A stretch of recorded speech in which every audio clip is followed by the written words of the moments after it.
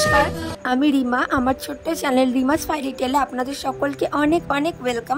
আজ আমি আপনাদের সাথে শ্রাবণ মাসের শেষ সোমবারের আমার নিজে যেভাবে পুজোটা আমি করেছি সেটা আপনাদের সাথে শেয়ার করব। তো আমি শ্রাবণের 4টে সোমবারই পালন করেছি, কিন্তু যেহেতু শেষ সোমবারটা অনেক বেশি গুরুত্বপূর্ণ, তাই শেষ সোমবারে আমি একটু সুন্দরভাবে আয়োজন করে পুজোটা করার চেষ্টা করেছি, আর আমি সেটাই আপনাদের সামনে ভিডিও করে তুলে ধরবো। তো আশা করব ভিডিওটা আপনারা পুরোটা দেখবেন এবং আমার ভিডিওটা ভালো লাগলে লাইক কমেন্ট করবেন।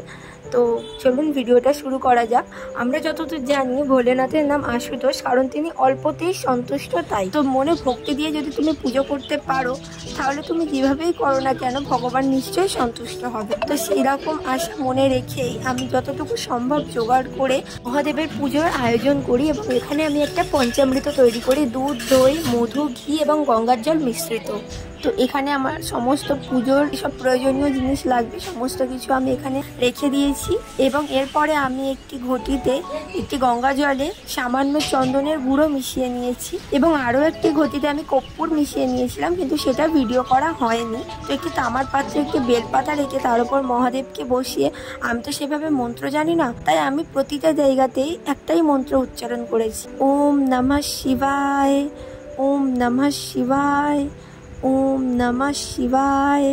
এবং তারপর আমি এখানে পঞ্চামৃতটি স্নান করানোর পর চন্দন মিশ্রিত জল দিয়ে আমি মহাদেবের শিরে অর্পণ করে দিই, এবং তারপর একটু গঙ্গার জল দিয়ে মহাদেবকে সুন্দর করে পরিষ্কার পরিচ্ছন্ন করে দিয়ে নিজ জায়গায় অভিষেক করিয়েছি। তো আমি তো এখানে নিজের মতন করে পুজোর আয়োজন করেছি। তো আমার পুজোটা কীরকম হয়েছে, কোনো ভুল ত্রুটি থেকে থাকলে আপনারা যারা আরও অনেক কিছু জানেন সেটা আমাকে কমেন্টে অবশ্যই জানাবেন। আপনারা কীভাবে পুজো করেন সেটাও আমাকে কমেন্টে জানাবেন। তো এরপরই এই যে চরণামৃত হিসেবে আমি এটাকে আলাদা করে রেখে দিয়েছি, এবং মহাদেবকে নিজ স্থানে অভিষেক করিয়ে আমি তার মাথায় 3টে চন্দনের তিলক এবং নন্দীজির মাথাতে এবং ত্রিশূলেও একটি করে তিলক এঁকে দিয়েছি। এরপর আমি পুজোর সমস্ত জোগাড় রেডি করে নিয়েছি, সুন্দর করে মহাদেবকে সাজিয়েছি ফুল দিয়ে, বেলপাতায় প্রতিটি বেলপাতাতে আমি চন্দন লাগিয়ে নিয়ে তারপরেই মহাদেবকে অর্পণ করেছি। আমি এখানে 3টে বেলপাতা দিয়েছি, আপনারা চাইলে 4-5টা দিতে পারেন, কারণ আমি শুনেছি মহাদেবকে যতগুলো বেলপাতা দেওয়া যায় তাতেই মহাদেব সন্তুষ্ট হন। তো সুন্দর করে সাজিয়ে নেওয়ার পর আমি কর্পূর মিশ্রিত গঙ্গার জল দিয়ে মহাদেবের তীরে আবারও একবার অর্পণ করে দেব।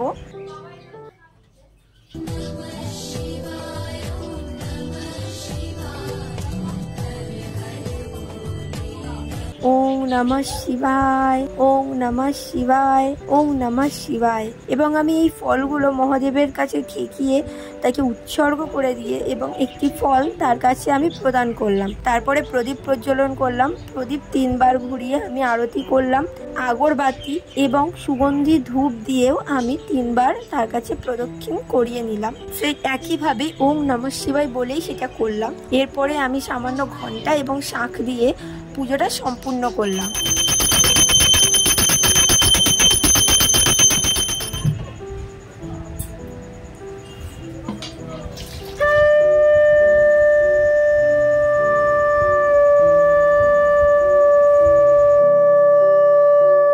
আমার পুজো আমি সম্পূর্ণ করলাম। কোনো ভুল ত্রুটি থাকলে অবশ্যই আপনারা কমেন্টে জানাবেন, আর আমার ভিডিও যদি ভালো লাগে লাইক কমেন্ট শেয়ার করবেন এবং সাবস্ক্রাইব করে আমার পাশে থাকবেন। সকলে ভালো থাকবেন, দেখা হবে আরো নতুন ভিডিওতে। টাটা।